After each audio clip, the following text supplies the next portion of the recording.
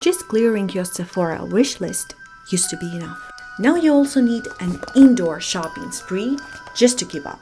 Hi, welcome to the Art App, and today I want to chat on how I made through Sephora sale without buying a single makeup item. If your YouTube homepage look anything like mine, you know exactly what I was up against. Recommendation videos, cart clear outs, mini hauls, multi hauls, hauls of other people hauls.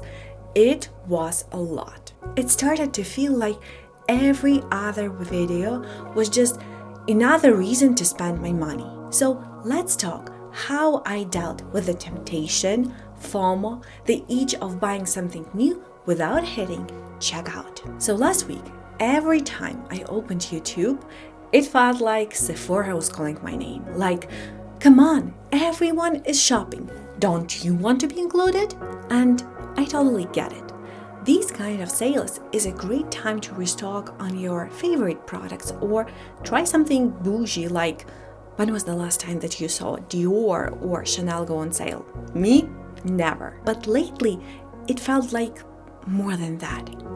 It is no longer about a good deal, but more about if I don't buy it now, I will miss on it. Or why am I not trying this new it product? I felt left out and isolated. And it hit me so hard because I am on a no-buy. So every time I watch those videos, I felt tempted. I look at my shopping cart and I filled it up twice. And before checking out, I look at those items and I realize that, hey, I am about to break my no-buy based on two things: the FOMO and the craving for something new, neither of which has the products that I really love. So I close the tab, and here is how. So what do you do when you crave something new but you don't want or can't buy anything? The classic advice is shop your stash, or roll the dice and let it pick some beloved, forgotten product. And hey, it works sometimes. But sometimes it doesn't scratch that itch. And here is what I do that helped me. Let's take an eyeshadow as an example. For instance, my Natasha Denona Mini Retro. This palette was released 5 years ago. 5 years ago. And instead of writing it off as something old, I type its name on YouTube. Tons of reviews, tutorials, creators are raving about it like it was just launched yesterday. Suddenly, this 5 years old is exciting again. It is like instant rehype, and you are part of it because you also have this palette. That helped me a lot. I came across this idea when this palette was randomly chosen in my project No Pen Left Behind, and since Natasha Denona always creates tutorials for her eyeshadow launches, I was looking for an eyeshadow look inspiration, but instead I got a life lesson. Even if the palette is older, the inspiration is brand new. The palette is there on your screen, and it is also there in your drawer, so you can instantly be part of this rehype instead of missing out on new things.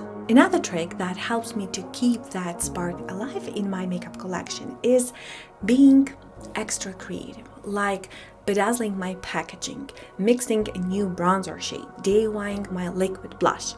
Or sometimes I create a small challenges for myself. Like today, I use the products that only have black or golden packaging. Today, I want to use only the products that are my favorite ones. And this small shift in mindset helps me to see products in totally different light. Now, let's talk about the other feeling. The one when everyone is scoring one amazing product after the other. And you feel like, if I don't buy it now, I will forget about that product, I will regret not buying it, and I will miss it tremendously.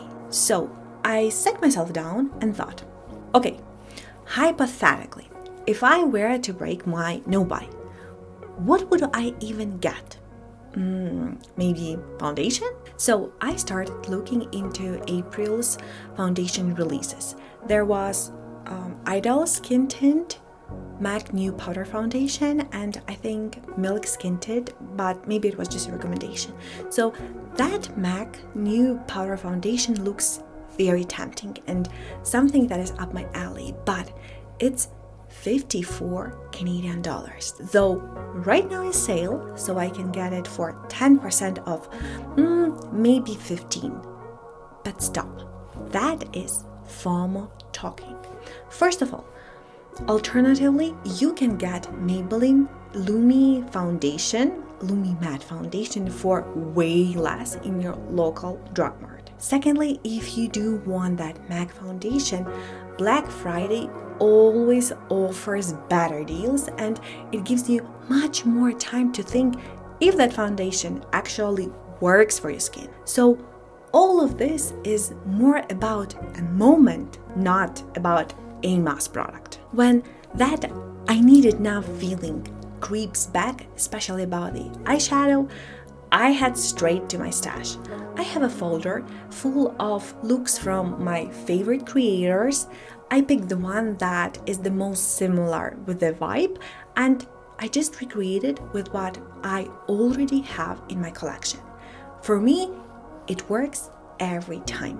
And the best part, the craving for something new gets redirected into creating something. Sometimes I discover even better combos that I originally thought. Other times I realize that the technique that I had to try just doesn't work on my face, even if I have the perfect product. So yeah, turning FOMO into creating and inspiring was the biggest game changer for me. That is how I made through Sephora sale without checking out. Let me know how was your week. Thank you so much for spending your time with me. I'll see you next time. Bye.